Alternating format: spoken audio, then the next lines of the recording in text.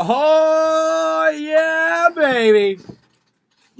It's Wednesday. It's 6 o'clock. It's Sports Beat right here on 90 FM. What's going on, ladies and gentlemen?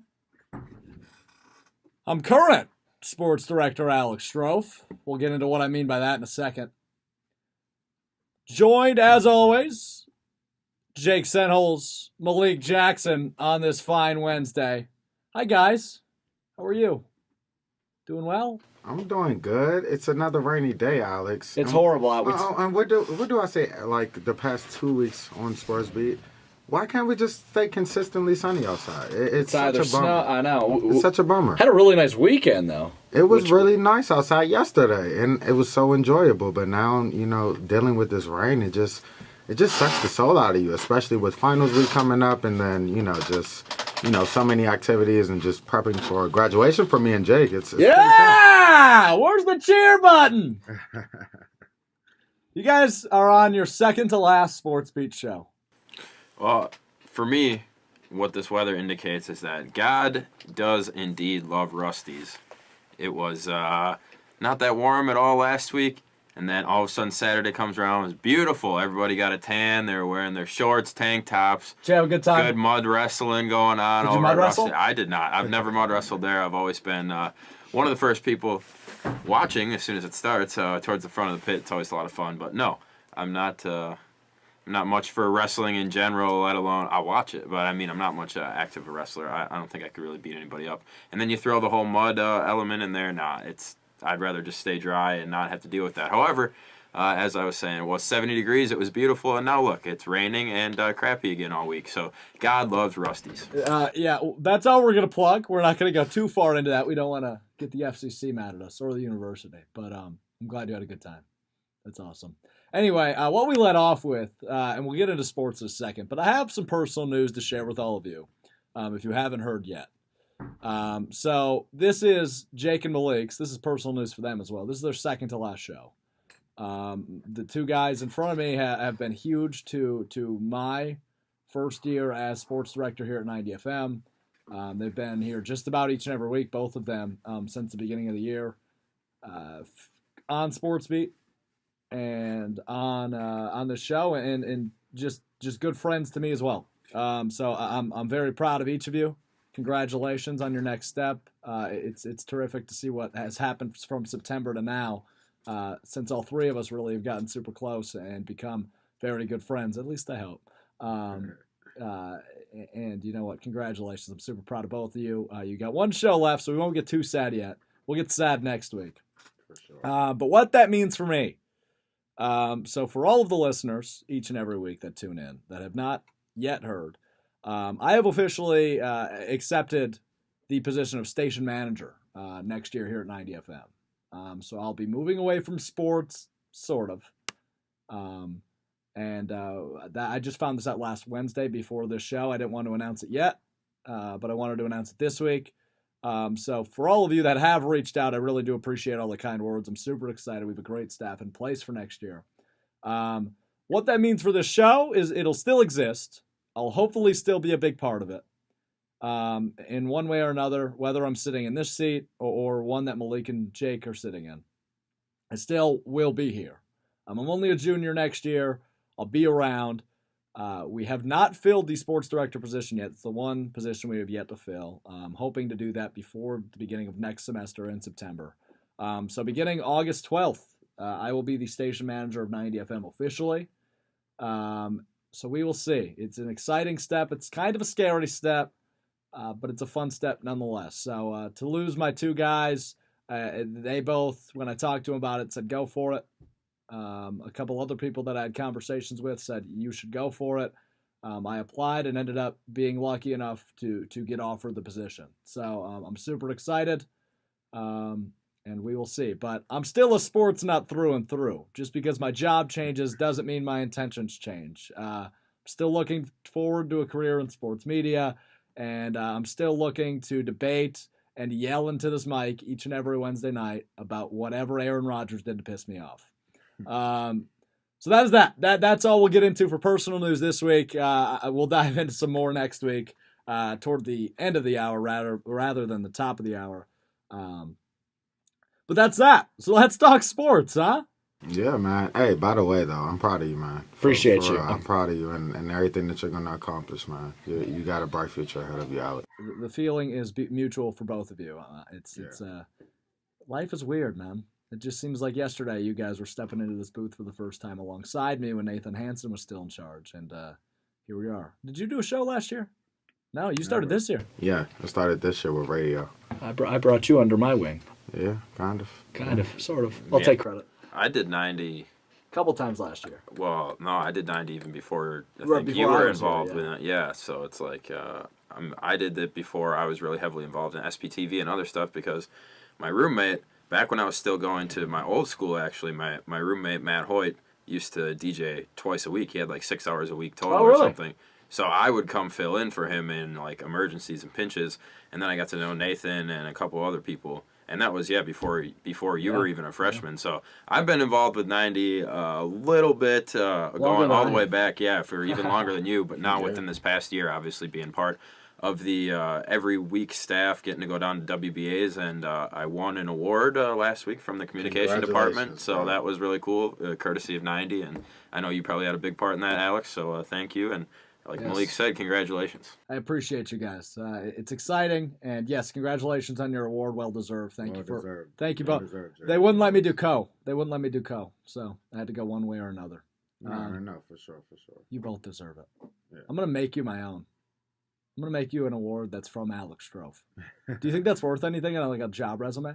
Who knows? We can give it a shot, right? Yeah, you're gonna be a big guy, so I'll take it. Look, I'll take it, Alex. Anything. Well, thank you. Anyway, we're already 7 minutes in. We're done with the sappy bull crap. Let's get into a little NBA basketball.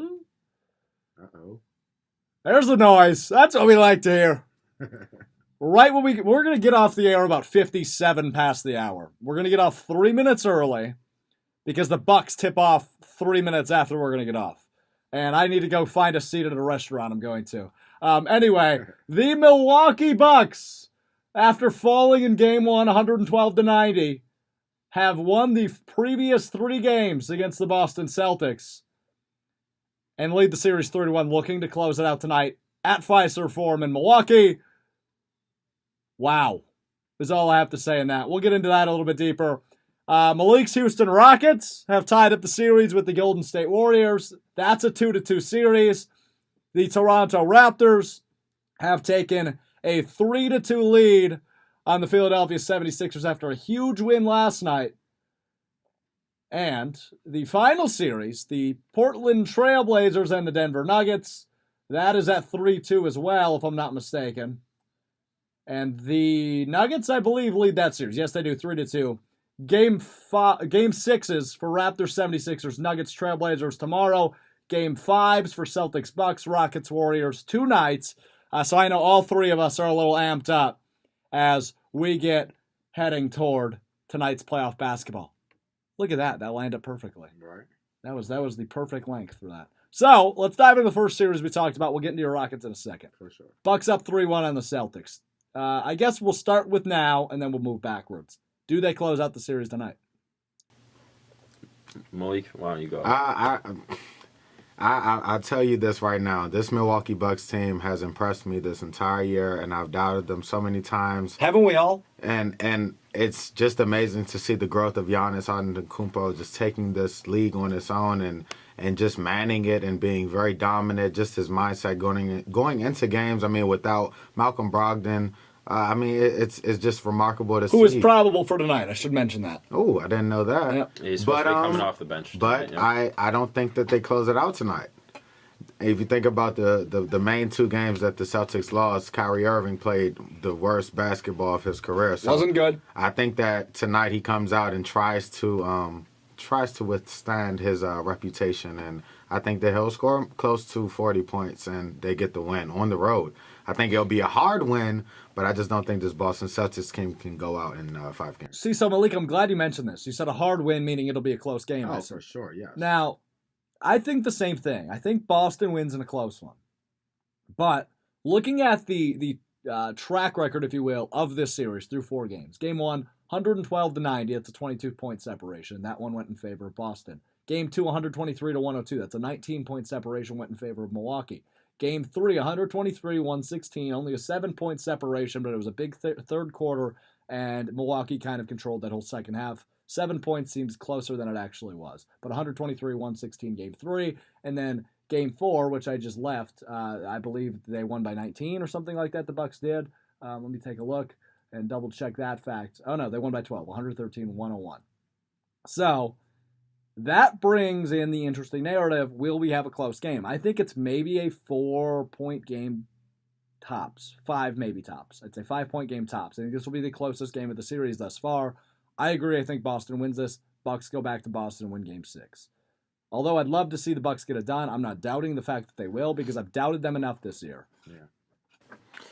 I'm having a hard time seeing how the Bucks lose this game. All momentum on their side, right? Yeah, that's true. I've got a few reasons. Besides for momentum, I think they're the team that doesn't have any questions right now. I think they've figured out what they want to do, how they want to play. Boston seemingly has not figured that out at all. There's a lot of questions surrounding Kyrie Irving, and on top of the questions that this team has had throughout the course of the year. They looked fantastic after Game 1. I sat here and I said I think Al Horford is going to be the X factor. He's going to be the matchup nightmare, if you want to call him that.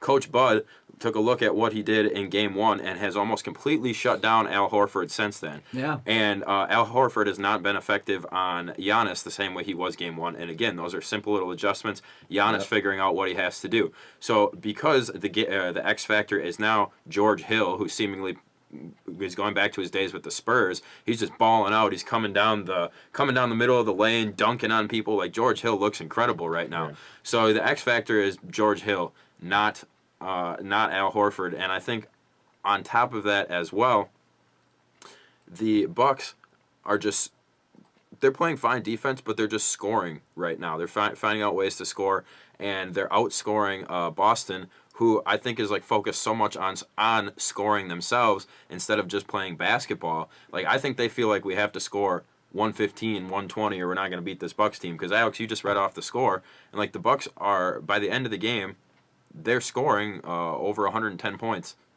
in every one of these games basically. Yeah. So the Bucks have figured out how to score. Coach Bud has figured out after one game. That's the other thing too. It didn't take them 2 or 3 rough games. It took them one game. They made all the adjustments. They made them perfectly. And Boston doesn't know what to do right now. And it's sad that Bucks fans, I guess, had so many questions after Game 1. Didn't even allow them one playoff loss before questioning so much. What's going on? What's wrong with Giannis? Since that Game 1, it has been nothing but dominance. Yeah. And as I mentioned, I think Milwaukee has it figured out right now, and I think that they are just playing as a better team and playing a more confident team. And I don't see how you go win back-to-back games in Boston and then come back and lose Game 5 at home. I think I think Boston's going to come in angry. I think they're going to come in motivated. Kyrie has not played well. I don't know. I totally could see it either way. I mean, Milwaukee's an 8.5-point favorite. That's pretty wild. I can see that from the Boston point of view, and they're going to play probably maybe their best game of the series. Maybe not compared to Game 1. Maybe even better than Game 1, really? Depending on how the Bucks play. Though, I mean, the Celtics looked incredible and they did play really well in Game 1, but the Bucks didn't play good at all. Giannis didn't play good at all, so it made the Celtics look even better. The Celtics can come out and play a picture-perfect game tonight, and the Bucks just might be at that level where even if the Celtics have a perfect game, the Bucks are still going to beat them just because they're in position to do that right now, and they're feeling it as a team. In regards to playoff basketball, I mean, you look at the Golden State Warriors, you look at the San Antonio Spurs, and the history of the game, the Los Angeles Lakers, the game is won in the third quarter, the last 5 minutes going into the fourth quarter. If you can establish a momentum swing, whether that be a run, whether that be on defense, you stop a team from not scoring, this is something that the Milwaukee Bucks did last game. They went into the fourth quarter on a run. Yes, the Boston Celtics, Kyrie Irving wasn't playing well. Jason Tatum was playing well. Marcus Smart, they shut him down. It was his first game back. But when you look at this Milwaukee Bucks team throughout the entire season, the third quarter has been the quarter in which they have always been dominant. And when you bring that to the playoffs in the second round of it, it's really hard to see them not win this game, as you attested to, Jake. But I think that this is a character check for Kyrie Irving, one. And I think that he will come out and try to play his best game. It's going to be loud in Milwaukee tonight. I mean, outrageously loud. But I mean, the momentum is in the hands of Giannis. So if Giannis comes out, if he plays well, and if George Hill comes out and has that same mindset that he has for this entire series, I'm both ways right now. I really like you said, Alex. I've doubted this team so many times. It's just shocking to see them to continuously win and just overthrow all of these obstacles. You can't forget about Chris Middleton either. He's been fantastic. He's picked up the slack for, I don't even want to say slack, but when Giannis has been on the bench, Chris Middleton has been there. He's been helping George Hill play as well as he has. Like Chris Middleton is making this whole thing. Pat Connaughton as well. So good too. I do want to say the one area though that I think the Bucks are being beat in this series is on their defensive rebounding. The Celtics are finding a way to out-rebound them on their offensive side of the floor. They're just not turning those offensive rebounds into points. I mean, we watched in Game 4 the other night, I think 2 or 3 different times in the third quarter alone when the Celtics were trying to get back into it, trying to make something happen. They had like 3 or 4 offensive rebounds in a row. Missed three-pointer by Kyrie, missed three-pointer by Gordon Hayward, missed jumper from the elbow by somebody. It's just they're not turning those offensive rebounds into points. Luckily for the Bucks, however, they are beating the Bucks when it comes to offensive boards. So that's really the only area in this entire series that I see Milwaukee being outplayed. You're going Bucks. You're going Celtics. I'm going Celtics. Yeah. So Jake's the only one with faith in the Bucks. Yeah. I just think, and Eric Thames said it too. The Brewers had a dominant win today. Last time I looked, they were up 7-0. 7-3, I believe. 7-3 We're was going the to get into the final Brewers. score. 7-3. We're going to get into the Brewers. Eric Thames said that they're going to be there, and so it's going to be, like you said, Malik, it's going to be loud at Fiserv Forum, and I just don't see how the Bucks lose this game. I feel you on that. I feel you. So I wanted to do a little playoff trivia with you guys. Just one question. You guys can do it together. Can you name, and I want you to do it, do you want to do this in order? It's a top 5 list. Do you want to try to do it in order, or do you just want to guess the 5? We could do it in order. I mean, that's interesting. Well, what's the list of? It is the players that are still currently in the playoffs, points per game in the playoffs, in order. So top 5. You mean points per game of this year. This year, currently still in the playoffs, 2019 only. Okay. Points per game, 1 through 5. Can you do it? I'm going to say... Okay. But, okay, if you're going to name... So you want to do this in order or just name 5? We can try and do it in order. We could do it in order, yeah. So we want to start with number 1? My number 1 would be Kevin Durant. Got it. And I think he's averaging like 32 or 35, something like that. 35. 35. 35.4 points per 35, game. yeah, that's what I thought. Yeah. Number 2? Number 2 is James Harden. Got that one. What is he averaging? 31.3. Oh, okay. Okay. So Right behind him, number 3. not Kyrie, Kawhi Leonard. Kawhi. Yep. Got it. You guys are on fire. Number 4. Number 4 4 is probably Giannis. You're both saying Giannis? Hold on. Are we saying Giannis? I'm gonna say Giannis. Yeah, sure. Incorrect. Got that one wrong. Nobody heard that. It's okay. Wait. That was the first one we got wrong, so we get to think again on it for a second. Yeah, so we get another one. Still on 4. It's somebody, Damian Lillard. Yeah, I was gonna say it's somebody in a series we're not really paying much attention to. Damian Lillard. Who's number 5? 5's got to be Giannis. And I would bet. Got it. I would Hey, bet 6 attempts. Not bad. I would bet 6 or somewhere up there is probably. Hold on, let me look. Probably Jokic.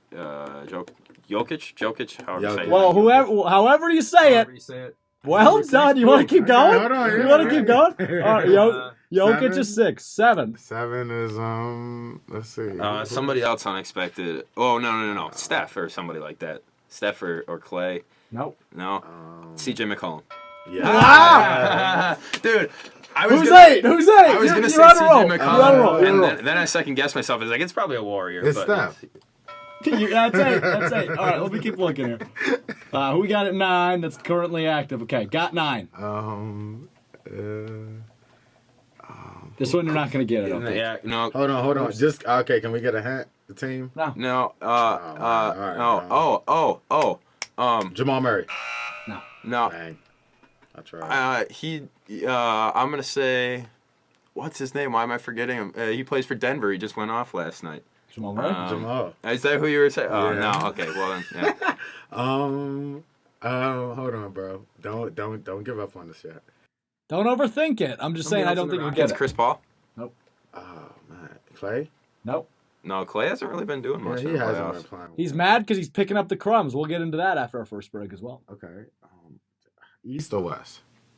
You want to hint, Jake, or are you also giving into the East hint? or West? Chris Middleton. Nope. Jimmy I don't Butler. know. Jimmy Butler. No. Joel Embiid. No, not Embiid either. Not Ben Simmons. No Sixers. No Sixers. Oh, Siakam? We should have stopped it. We should stop that. Kyrie Irving. Kyrie. really? Oh man.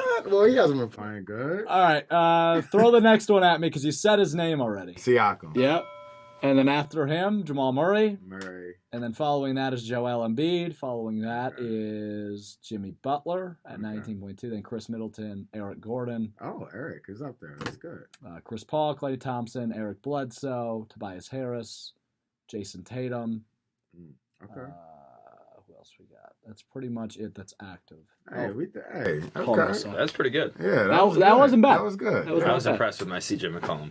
That's a good one though. You guys did really well with those That's good, yeah. top 10. I'm impressed. That was well done. All right, when we get back, we're going to talk about a couple of things. Number one, we're going to talk about Klay Thompson. Number two, we're going to talk about the dumbest thing I've heard this week Okay. or read this week. Both, a couple of the dumbest things I've heard. It's been a dumb week. So a couple of the dumbest things I've heard this week, and then we'll get into the rest of the series briefly. That sound good? Yes, sir. Let's take a timeout. What's your name? What's my name? We can do this faster. What's your name? My name is, I don't know. What's my name? Jacob Senholz? What's your name? It's Malik Jackson. Oh, I thought And I'm you Alex were looking Stroh. for. Okay, I thought you were looking for like some sort of like setup here or something. I Oh, was like, I no, don't know. no. What's my name? You guys remember that song? All right, let's get to break. This is Sports Beat 90 FM. The Offspring Sports Beat. The kids aren't all right. That's been one of our anthems this year. So apparently over the break, Jake and I found out something new. Malik already knew it because he's a smart guy. So let's hit that siren. It's our breaking news siren. So the Los Angeles Lakers staying in the NBA have announced. Well, they haven't announced, but Tyronn Lue And his company. and his corner, if you will, his peoples, have come out and said he will not be the next head coach of the Los Angeles Lakers. After it sounded as of last night that he would become the next head coach of the Los Angeles Lakers. Takeaway from this is what? I don't get it. I mean, I wonder what it is. Maybe Ty Lue wants a little bit more of Sounds like some it was elbow room, I guess, Right. as the head coach. He wants more freedom.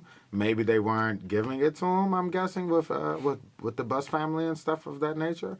That's what I'm guessing. I'm kind of confused, though. I don't know. But it's cool, though. I'm happy. I mean, it just brings up more controversy about this Lakers organization, and everything is not happy and dandy in LA right now. Well, that's the word that I'm using is I'm confused, and I'm confused from Ty Lue's standpoint because, as we've discussed before, like Ty Lue's not a number one coaching candidate. Like he's not this guy that every organization is going to go after when they have a coaching position open. The only reason that he was even offered this was because he's LeBron's guy. He was LeBron's guy in Cleveland, and without LeBron, we saw what he was able to do, which was nothing. Nothing And at all. Tyronn Lue is a And former Laker as well. He's a former Laker, but as a coach, he's proven nothing. He's never coached without LeBron James. He won with LeBron James, but it's like again that doesn't matter. You can't judge somebody based off that. And again, after LeBron left, he had zero success, and he ended up getting fired, right? Or left. Whatever happened I don't there. remember what happened. Exactly, but it doesn't he got matter. fired. He got fired. Exactly, he got fired. So you're in this position. You're being offered the head coaching job of the Los Angeles Lakers simply because LeBron James likes you. So I don't care about how much elbow room you want or freedom as a coach or whatever. This is the kind of an only awesome job, yeah. This is the only job you're going to be offered. On top of that, it's not. He's not going to get another job, and apparently he's fine with that, or maybe he wants to do something else. But again, like he's a LeBron guy. That's why he was going to be there. Was because LeBron wanted him there, not because anybody else wanted him there. Not because he's a fantastic coach. Not because he has a great coaching record. So I don't understand this from Ty Lue's point of view. especially if it is something that you alluded to, Malik, where he just wasn't happy. I heard rumblings of he wasn't happy with the contract length, and also they were going to maybe try and force people to be on his coaching staff that he didn't necessarily want, or he wanted to bring people in that they didn't necessarily want there. So already you're having conflict of interest, and you haven't even hired the guy. So it probably wouldn't have been a great fit anyways. It would have just been another thing to blame when inevitably it doesn't work next year for LeBron. Because I think with everything surrounding this Lakers organization, the fact that Magic Johnson stepped down, the fact that Ty Lue won't even accept the job, everything like that, how are you going to get another superstar player there? All this stuff is just really, really, really going to weigh heavily on LeBron, I think, as he gets older, as he ages. And, I mean, it's early to say this, but I wouldn't be surprised, again, if next year the Lakers aren't in the playoffs again. There's just so many questions. Wow. Who's in charge of who's in charge of the Lakers right now? Nobody. I heard Stephen A. go on this rant earlier, so I don't want to necessarily steal it, but I was like, no, he's totally right. Yeah. Who is in charge? You can't trust the bosses. They're making decisions, especially Jeannie. You don't know what happened with her and Magic Johnson. Magic Johnson's gone. You've got a questionable GM who apparently has all the power now. Magic Johnson quit just so he could tweet. Did you see the tweet though between Jeannie and Magic? They like went out to dinner like a week or it was like a week ago, I think, and they took a Twitter picture and it was like everything is all. So good. if everything like, is fine between them, that's even worse to me. Yeah, if everything so- is fine and Magic still stepped down without going through any process, Then without talking to LeBron, and then if Jeannie Buss let the narrative get out there that he stepped down without talking to me, how can everything be fine? And even if it is fine, then that just makes you look even worse. Like the organization is in a bad place right now. You can't even hire Ty Lue. I gotta go back to Magic Johnson for a second. Have you guys kept up with his Twitter at all? no. Okay, so since he's quit, here are an example of some of the things he's tweeted. All right. I can't do this with a straight face. I feel like we should put some dramatic music behind me. Jeez. All right, here we go. May 5th. Jamal Murray scored 6 straight free throws in the closing seconds and had a game-high 34 points to lead the Nuggets over the Trailblazers. That's it. That was his tweet. Very informative. Next one. Nikola Jokic has really caught my eye with his 2 triple-doubles in this series against Portland. What? That's it? James Harden's 38 points tonight had the Warrior players on ice skates. He led his Rockets to an even series, now 2-2. So does he want to be a TNT analyst? I think he just wants to send out notifications on the ESPN app, like, yeah, That's hilarious. Giannis Antetokounmpo, aka the Greek Freak, is showing the whole league why he is such a special player, scoring 39 points to lead his Bucks 3-1 over the Celtics. President of basketball operations, too much for him to handle. Headline writer for ESPN, Bingo. dream job. Hey, and he said that though. He said, and he might not have said it in the words of not being the president of operations, but he definitely with these tweets are giving hints to what he wants to do. For I think so. He just wants to sit in a computer lab and write headlines for notifications, he doesn't right? want to have to deal with having a team or anything. So anyway, but back to the Lakers. Yeah, it's a train wreck. I think they'll be in the playoffs one of these years. So over to the other things I want to talk about before we hit our second break, do headlines, and then talk a little Brewers before we get out of here. So Klay Thompson, a report came out this week that he said he's tired of picking up the crumbs. He's tired of being, the third or fourth option. What's going on? Now, Steve Kerr said Klay wants to be here. We want Klay, quote unquote, earlier today. That all rhymes. What do you guys think about this whole situation? Is Klay Thompson a goner? They lose 2 straight, and now this comes out. He's not leaving Golden State. He's the Splash Brother. He was there originally before Kevin Durant, before his era even came. He's not leaving Golden State. If you think he's going to leave, then you're just, obviously you don't know this Golden State Warriors team. He's been there from the get-go. They drafted him. He will get his contract deal. And if they get rid of Klay Thompson, this Golden State Warriors team will never be the same. He is the key piece Hypothetical. in their scheme of things of what they put together to be a championship team. Let me throw a hypothetical at you. Rockets win the next 2. Mm-hmm. They lose 4 straight to the Rockets. Mhm. They lose in a semifinal, not a conference final or the finals. They lose in a semifinal conference matchup. Which could happen, probably will. I don't think they'll lose 2 straight. I think this goes 7 out if anything. I think they lose. I think Warriors win in 6, but I think that's another I think conversation. they lose. That's another conversation. If they lose in 6, like you think they will, You don't think that irritates Klay Thompson for being a don't- third option and he can't win games when he shouldn't even be a third option? I mean, I feel that, but when you have Kevin Durant and Stephen Curry on your team, for his psyche, of course, Klay Thompson thinks that he's the second or best player on the team, but that's just not the case. He's not better than Stephen Curry, and he's not better than Kevin Durant by far. I don't care what he thinks in his mind, but he knows that he was the blueprint for this team when Mark Jackson was there with Stephen Curry. So the Golden State organization at Oracle, they understand that as well, even though they're about to leave Oracle, which is sad. He's not leaving. But besides what everybody is thinking or saying, he knows that him and Stephen Curry arguably will go down as the best backcourt shooters of all time. So why leave something that isn't wrong? It isn't wrong. If they lose, okay, they lost in how many years? They've been going to the Western Conference Finals. You get what I mean? So that was my point right there. As you made it at the end, is why is everyone so quick to want to blow up success? Like, even if they do lose 4 in a row to the Rockets, they won 3 out of the past 4 championships. Yeah. They had a team that won 72 games, or 73 games. Excuse me.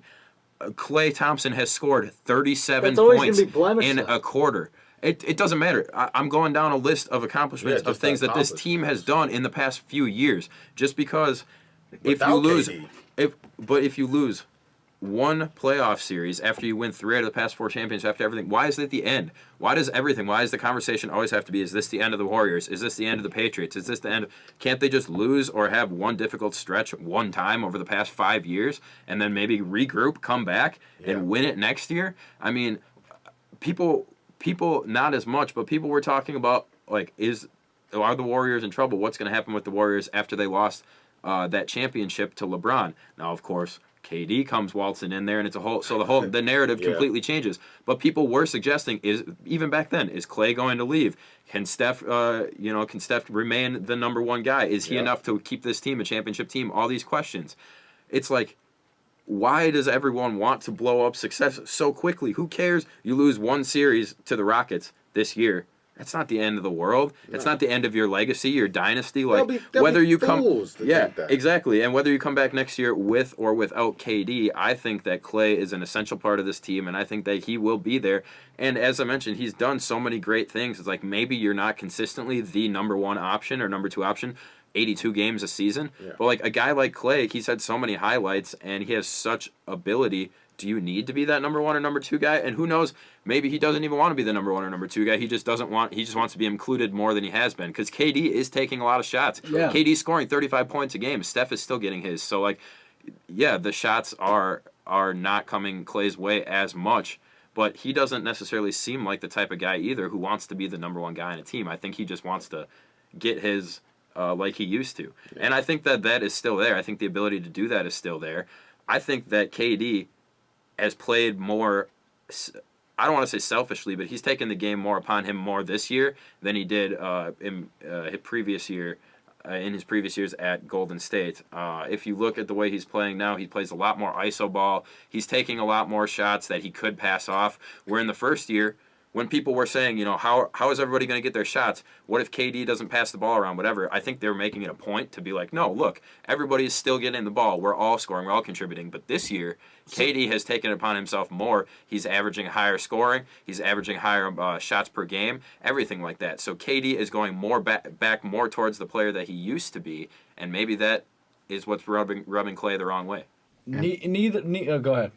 No, I was going to say, and that's a great point, because when you think about this Warriors team, that is their success, is their ball movement and the way that they distribute the ball through every single person on the team. And with KD, I think that this is the highlight. If they do lose, Alex, if they do get put out by the Rockets, you look at Kevin Durant and him leading the playoffs in points per game. You look at that, and then you look at the previous 2 years, like you said, Jake.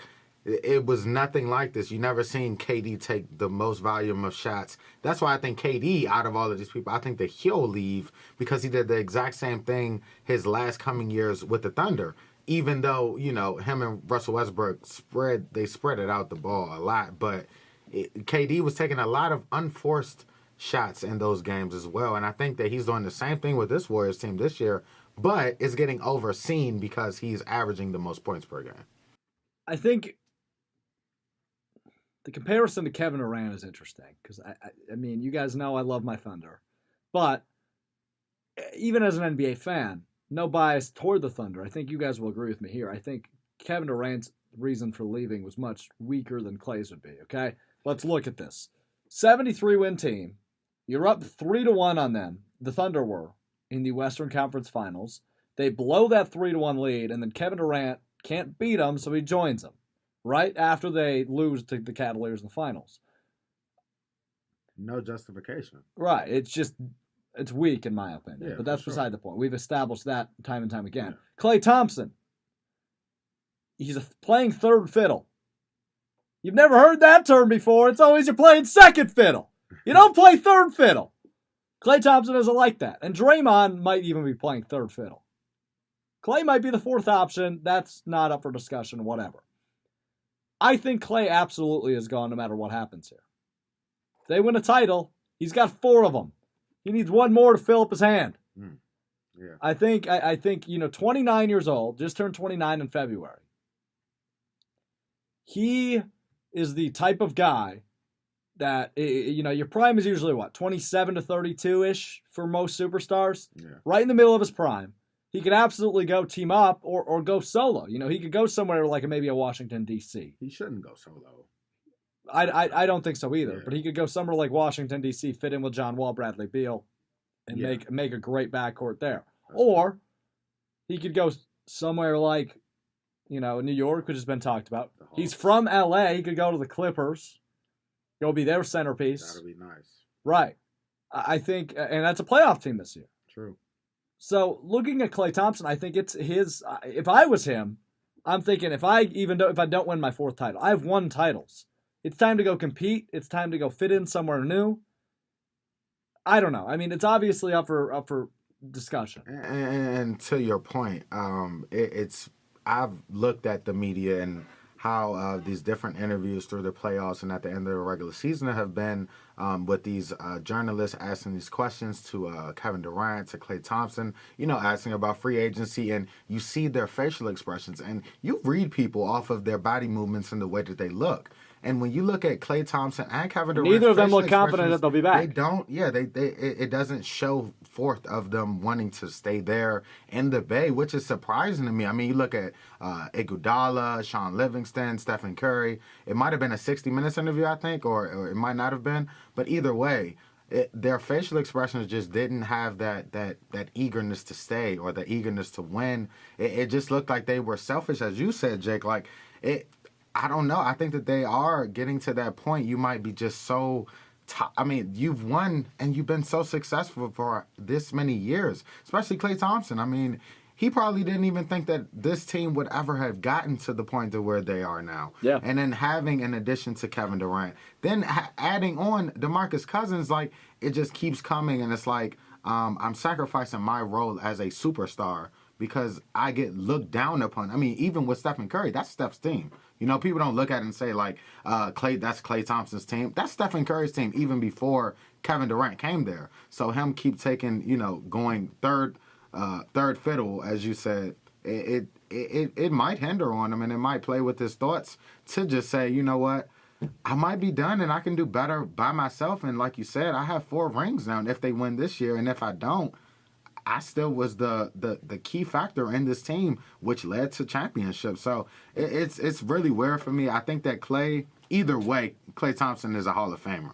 Either way, if you look at what he's done, he's been robbed on defensive all teams. Has never been on a defensive all team.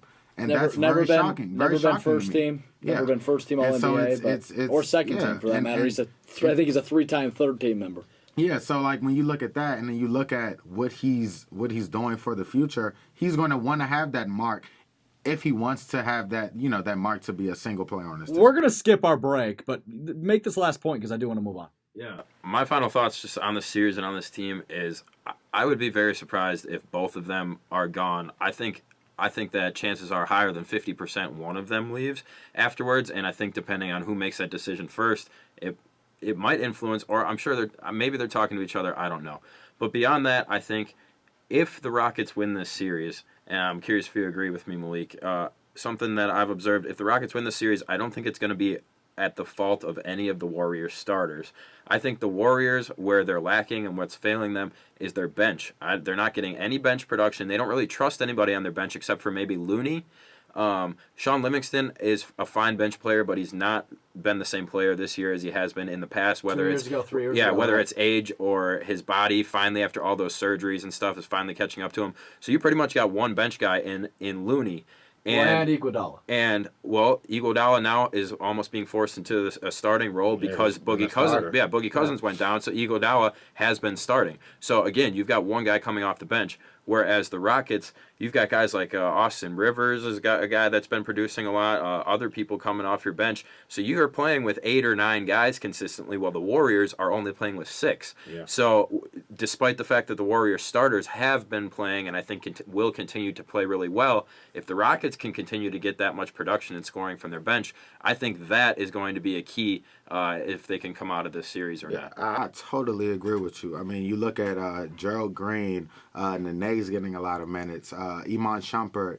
Mike D'Antoni has done a phenomenal job this series against the Golden State Warriors, throwing veterans at them, throwing different schemes at them on the defensive end. Like every time they switch, usually the Warriors, they'll switch and they'll do one-on-one. And the Warriors are known for their ball movement. So they'll pass, Steph will run on the baseline, get to the other side, and then they'll have somebody slash. And that slasher, he arguably always gets the point, and that's why Draymond Green is so pivotal to them, because he is the distributor of the basketball on their team. He knows the place, he knows the spots where people are, their hot spots at. So I think that is so vital to your point, Jake, because if you look at this series, you have Kevin Durant taking most of the shots. Stephen Curry isn't really playing that well, his ankle injury. Klay Thompson isn't really playing that well, his ankle injury as well in the earlier stages of this series. And then you look at who else. You have Looney coming off the bench. He's giving you minutes. You have McKinney coming in, but he's not really performing UWGB, that well. baby! So it's I covered him in college. Oh, Okay. for real? Yeah.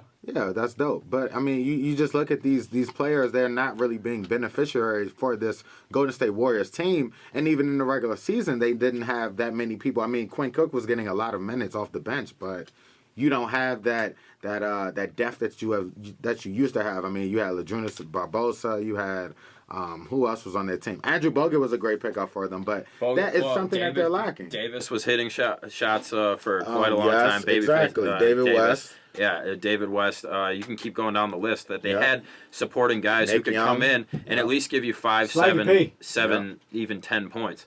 The Warriors currently have nobody like that on their bench. They're playing with 6 guys against the Rockets who have been able to play like 9 or 10 guys consistently. So again, I think that you talk about an X factor. I think the bench production has been so far, besides for the obvious ones, James Harden and KD and everything like that. You put all that stuff aside. I'm trying to look for an actual X factor, something that doesn't get as much light shown on it, and it's been the Houston bench. And even in the Bucks and the Celtics series, like you said, the rebounding, that's something that's really pivotal in this series. The Golden State Warriors and the game that they won, they had 20 more possessions than the Rockets. So it's like when you look at that, they out rebounded them on the offensive end. They were plus 13. So it's like, bam, you look at those elements and it's really clutch. All right, we got to move on. So we got about 10 minutes left, and we still want to do a quick round of headlines. So I want to get through this. I want to get a quick reaction on this, then we'll get right into headlines. So the dumbest thing I saw this week. You guys are familiar with Ryan Hollins.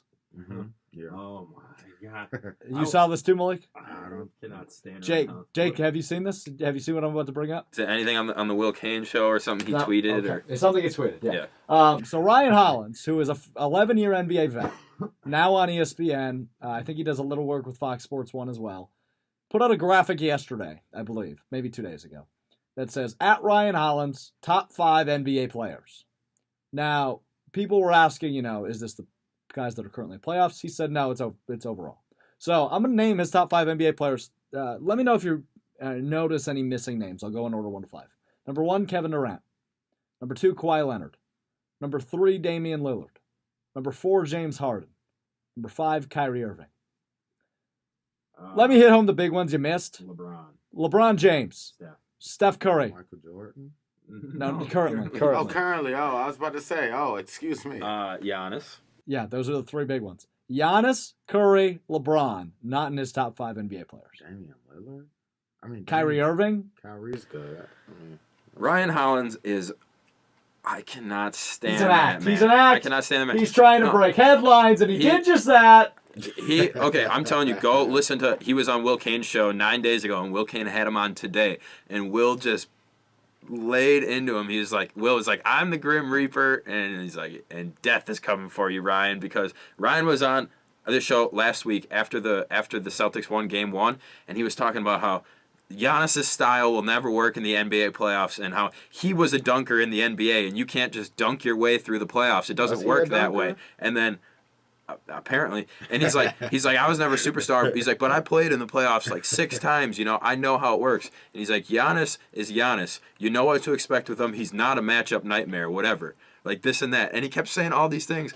And he's like, you can't dunk your way through the playoffs. So then again, 3 games later, Will had him on the show today, and his tune was so much different, but he refuses to give any credit to Giannis. He talked He about always how does. Bledsoe and Chris Middleton, like he always does. and George Hill, but he was talking about and Chris Middleton. Okay, Chris Middleton, I believe, went 4 for 19 in Game 4. I believe those were his numbers. So even though or 4 for 17, I literally just X'd out of the box score. he did so. not. Yeah, he did not play his best game. But Ryan Hollins is sitting there saying Chris is the matchup nightmare. He's the one making this whole team go, not Giannis. And it's just like Chris Middleton is great, but Giannis makes this whole. He's the second best player in the league, and probably will be the best player pretty soon here. And he's the MVP. Yeah. And he's the MVP. How can you sit there and be like, "Oh, he's just a dunker"? That's what he said. He All right, you know what? said he Screw could the do. headlines. Hold Screw on. all this. No, go ahead. Go ahead. Say what you gotta say. Just don't say it. No, 'cause we're gonna he's say this. unanimous We're gonna MVP. say this. He's not. So I don't know if you're aware, he's not. but there's this little spreadsheet that came out. It was floating around the internet this week. And writers that are confirmed NBA voters that have publicly announced who they voted. There is 37 people that have come out. Of the 37 of the voters that have come out, 33 first place votes went to Giannis. The other 4 went to James Harden. Yeah, I've heard of a lot of media members say that they voted for Giannis.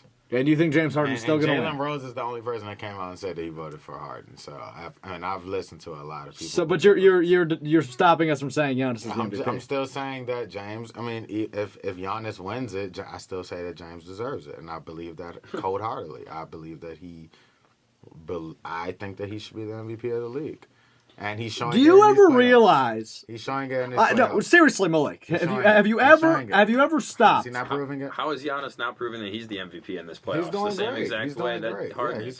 he's playing amazing, but he's not playing the Warriors. But anyway, go ahead. Say what you were going to say. Have you ever stepped in front of a microphone Uh-huh. or a camera Uh-huh. and put your bias aside from your fandom Yeah. and analyze the game? Yeah. Because every multiple week, times. Yes, every yes. week we're on this, and you're praising or you're I gave over Giannis credit. overpraising. I'm Did not I saying not? you didn't, Yeah, I always do. but you always say your player is better than any other competition. Ovechkin, Harden, I mean, Ovechkin's a Julio he Jones. is. Who's the best wide receiver in the NFL? Julio Jones is. He is. No, he's not. And who is? It's always going to be a debate. You can't just say that he's not. What are your facts? to Of prove course, that he's not? of course, What's it's your a facts to say subjective that he's opinion. not? I would absolutely say Antonio Brown, Odell Beckham And Jr., how? DeAndre and Hopkins which are ways? all better and than how? Julio Jones. And how? Attitude-wise, no. Statistic. Stats-wise, no. That's what does not attitude true. have to do with being the best? It does. It So- has a lot to do with the best. So It has a lot. LeBron James is the best player in the world, or when he wasn't still a whiny crybaby? LeBron James? Yeah. Who said that he was ever the GOAT? He's not the GOAT. Oh, so Julio Jones is the GOAT. I'm not saying that he's the GOAT, no. Alexander LeBron- Ovechkin's the and- GOAT. and- James Harden is the And GOAT. he's the best goal scorer ever, yeah. LeBron, though, inarguably was the best player in the world for a long, long time. I mean, he still is. in In our- But my he definitely opinion. had character issues. He Right. He was too controlling. He doesn't was have a character crybaby. issues. He couldn't keep a head Off- coach around. off of the court. LeBron James is the best NBA player that we've ever seen. He's done so much for his community and for black people in general. So you can't say that. So when you look at all aroundness of a player, Julio Jones has no records of him doing anything. DeAndre Antonio Hopkins? Brown, DeAndre Hopkins? OBJ. DeAndre Hopkins is not better than Julio Jones. He hasn't been to the Super Bowl yet, has he? No.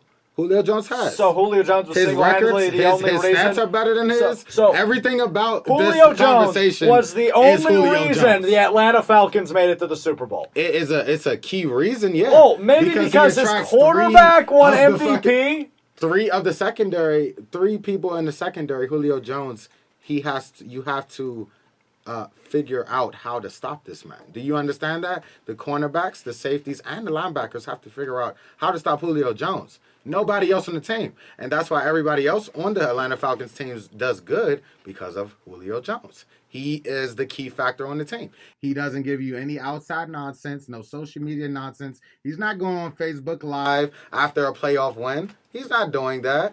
He's not going as Odell Beckham did and running over a freaking cameraman or going up and kicking and marrying a field goal. What is it? A practice net. He's not doing that. He's not. So his character is debatable to me. Each of my teams, the best players on their teams, is debatable of why they are the keys in each sport: NHL, NBA, and NFL. It is debatable, but come June, Wisconsin will have the reigning MVP in baseball and basketball, and that's just going to be facts. And rightfully so. And I've never said that Giannis does not deserve it because he's phenomenal. We got to get out of here. Get it in. Can I run through both these headlines super quick? One minute. Go. Boom, Sports Beat headlines. Oh, you want it? No, we're not even going to do it. Yeah, it takes too long. All right, but I did write them out, so I want to discuss them quick. Something surprising, the XFL announced their TV deal. What is it, 48 of the 62? Some pretty big names as far as networks. I was pretty shocked. The games will be appearing on ABC, ESPN, FS1, and FS2. Fox and FS1. Fox and FS1. Fox Cable and FS1. Fox Sports, yeah. Actually, no, Fox. Period. Like Fox. Like Sunday. Yeah.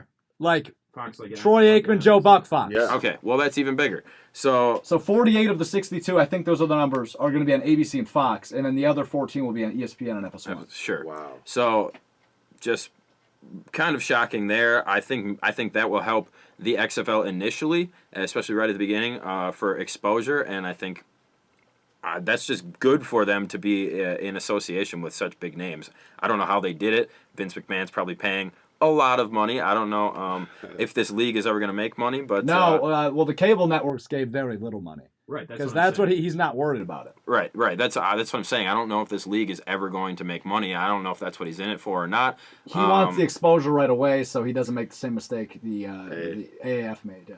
Right, and if you're aligned with legit organizations like this, you probably won't run into a lot of the same problems. We'll see in 2020. We'll see exactly. I think they make it longer than AAF. Go ahead. Second one. I would hope so, man. They only got to make it 9 weeks. Second one, also just something really interesting. Daniel Cormier said that he is ready to retire. Only thing that he wants is that third fight against John Jones. What about Brock Lesnar? Brock Lesnar retired, man. Oh, that's right, he did. And I don't think DC really has the same bone to pick as he does with John Jones. John Jones, the only 2 blemishes on DC's entire career. He's willing to put his title up and make it his retirement fight. He just wants John Jones to be clean and fight him straight up. So do you guys think, if this fight happens, do you think John Jones can be clean? No. I think he'll be clean, and I think he'll win because John Bones Jones is a bad man. I think he could win clean too, but I just don't. He's not been clean for like 5 of his professional fights. So like, why would you? All because DC wants you to? I don't know. I hope it happens. That's all I gotta say. All right, we gotta get out of here. Jake Sandals, Malik Jackson. I'm Alex Strofe. This is Sports Beat. We'll see you next week. Go Bucks!